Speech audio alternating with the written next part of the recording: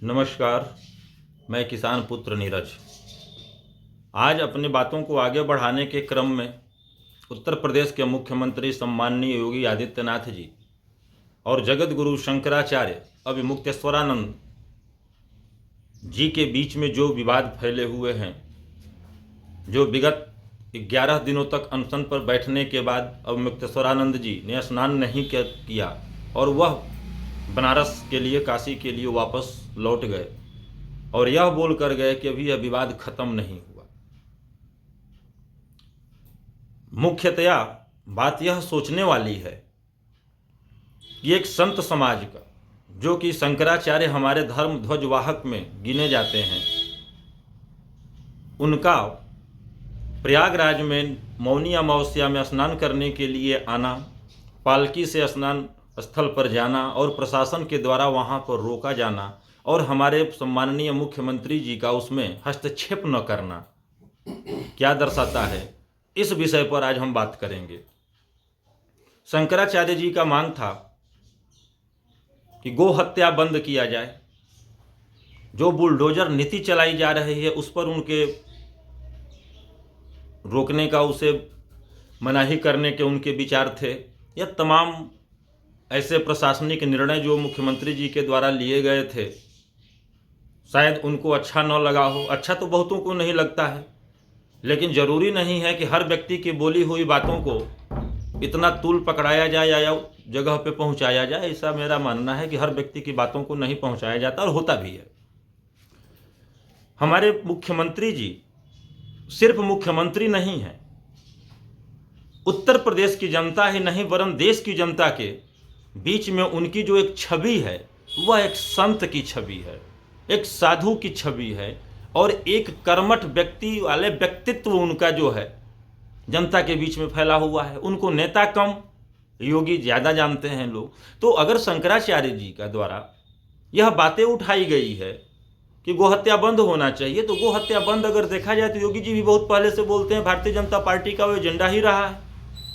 तो इस पर बंद करने में दिक्कत क्या आती है? गोहत्या बंद होना चाहिए भाई, लेकिन नहीं होता है। शंकराचार्य जी के द्वारा उनको कालनेमी बोला गया। तो कालनेमी रामायण काल में एक राक्षस का नाम था जो कि राम राम राम राम करता था और हनुमान जी ने उसको मारा था। लेकिन यह विवाद इतना तूल देने लायक तो नहीं था। इस पर हमारे मुख्यमंत्री जी को जगत गुरु शंकराचार्य जी के सामने समक्ष उपस्थित होकर यह जरूर बोला जा सकता था कि आप स्नान करिए और विवाद को खत्म किया जाए। लेकिन यह पूरा मामला दिल्ली दरबार से हैंडल हो रहा था। जो बात हमारे सम्माननीय मुख्यमंत्री जी को बोलनी चाहिए थी कि हम आएंगे और पालकी उठाएंगे, वह बात उप मुख्यमंत्री केशव मौर्य जी से बुलवाया जाता है। हमारे मुख्यमंत्री के खिलाफ एक ऐसा नरेटिव सेट करने का काम किया जा रहा है जो कि 2027 में जो चुनाव आएगा उस चुनाव में उनकी छवि को चुनाव आते आते खराब करने का एक कुत्सित प्रयास किया जा रहा है। बहुत दिनों से, क्या साल भर से ऊपर से ही यह सुना जाता रहा है कि योगी जी मुख्यमंत्री से हटाए जाएंगे। तमाम मीडिया में भी आता था, जो बुद्धिजीवी वर्ग थे, विश्लेषक, पत्रकार, तमाम लोगों की ये बातें आती थी कि योगी जी मुख्यमंत्री से हटाए जाएंगे, आपस में खींचतान चल रहा है। तमाम तरह के भ्रांतियां फैल रही थी, लेकिन हर भ्रांति को, हर सूचनाओं को हमारे योगी जी ने झुठला दिया। तब भी मतलब इनके अगेंस्ट के जो लॉबी है वह लॉबी सक्रिय है। यूजीसी गाइडलाइन को भी लाया गया, इसीलिए लाया गया कि 27 में विधानसभा का चुनाव है उत्तर प्रदेश में और यहाँ पर ज़्यादा छवि खराब होगी भाजपा की और योगी जी के नेतृत्व में अगर चुनाव होता है तो योगी जी हार जाएंगे। तो कहीं ना कहीं योगी जी को हटाकर नेतृत्व किसी ओबीसी और एससी एसटी को दे जाने की चर्चाएं गर्म हो जाएंगी आते आते और योगी जी किनारे हो जाएंगे। अगर इतना ही जरूरी था यह गाइडलाइन लाना तो बिहार चुनाव से पहले ला दिया गया होता, दूध का दूध पानी का पानी हो गया होता। लेकिन नहीं लाया गया क्योंकि वहां पर सरकार बनानी थी और उत्तर प्रदेश में सरकार योगी जी के नेतृत्व में नहीं बनानी है। लेकिन जनता का जो एक रुझान है, जनता का झुकाव है, निर्विवाद रूप से अगर कहा जाए तो योगी जी महाराज के प्रति जनता का झुकाव चल रहा है। चलना भी चाहिए, क्योंकि जनता उनको नेता कम संत ज़्यादा मानती है। तो मैं फिर आता हूँ मूल बात पे कि अब मुक्तेश्वरानंद जी की जो बातें कही गई थी, वह बातें कहीं ना कहीं एक नेता से न कहकर जो एक संत के रूप में हमारे योगी जी हैं उनसे बोली गई थी। तो उतनी बड़ी बातें नहीं थी कि जिसे एक्सेप्ट न किया जाए, स्वीकार न किया जाए। धर्म के बारे में, सनातन के बारे में कहीं से कम हमारे योगी जी महाराज नहीं जानते हैं। जानते हैं शंकराचार्य के महत्व के बारे में भी जानते हैं। शंकराचार्य की गद्दी कितनी महत्वपूर्ण होती है हमारे सनातन धर्म में, इससे भी वो अनजान नहीं है। लेकिन हठ धर्मिता अगर हम कहें तो शंकराचार्य जी की नहीं, हमारे सम्माननीय मुख्यमंत्री जी की ज्यादा रही है।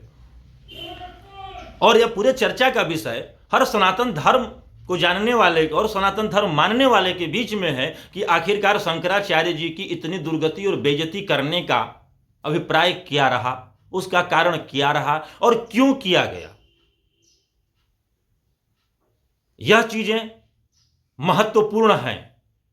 जनता इस चीज के बारे में जवाब तो चाहेगी ही चाहेगी, और जनता में चर्चा भी चल रही है कि जिस चीज को हम संत बोलते हैं यह बैकफुट पे हैं और इनके इर्द गिर्द वाले फ्रंट फुट पे काम कर रहे हैं। तो क्या वाकई हमारे योगी जी को 2027 में नेतृत्व विहीन करने की पूरी प्लानिंग चल रही है, या योगी जी अपने चारों तरफ अपने बुरा सोचने वालों से घिरे हुए हैं, या उनकी छटपटाहट किसी को दिख नहीं रही है? असली वजह क्या है यह तो समय के साथ ही पता चलेगा। लेकिन जो भी चीजें निकल कर आ रही है विगत 15 दिनों के अंदर, अगर देखा जाए धर्म ध्वज वाहक जगत गुरु शंकराचार्य और योगी जी के बीच में टकराव का, यह कहीं से भी सनातन धर्म के लिए और सनातन धर्मियों के लिए अच्छा नहीं है, और न ही एक सही संदेश जा रहा है। अगर धर्म की रक्षा करनी है तो संत समाज का रहना महत्वपूर्ण है। किसी नेता के द्वारा धर्म की रक्षा नहीं की जा सकती है, उसकी रक्षा के लिए हमारे संत समाज ही जरूरी हैं, आवश्यक हैं। आदि कालांतर से चला आ रहा है कि धर्म की रक्षा ऋषि मुनियों ने किया है, संत समाज ने किया है, तमाम ने किया है। लेकिन धर्म के आड़ में राजनीति कतई नहीं होनी चाहिए, लेकिन वही हो रहा है जिसका दुष्परिणाम भोगने को मिल रहा है कि धर्म के नाम पर लाखों आवाज उठती है, लेकिन बेरोजगारी के नाम पर, भुखमरी के नाम पर, महिला उत्पीड़न के नाम पर, तमाम जो हमारी बुनियादी समस्याएं, मुद्दे हैं, उस पर सबकी चुप्पी है। लेकिन धर्म की बात आती है तो राजनीति उसमें सक्रिय हो जाती है और तमाम लोगों की बुराइयां और तमाम लोगों के ऊपर हमले शुरू हो जाते हैं, जो कि नहीं होना चाहिए। अब अपनी बात को यहीं पर मैं खत्म करता हूं, फिर अगली कड़ी में मिलते हैं। नमस्कार।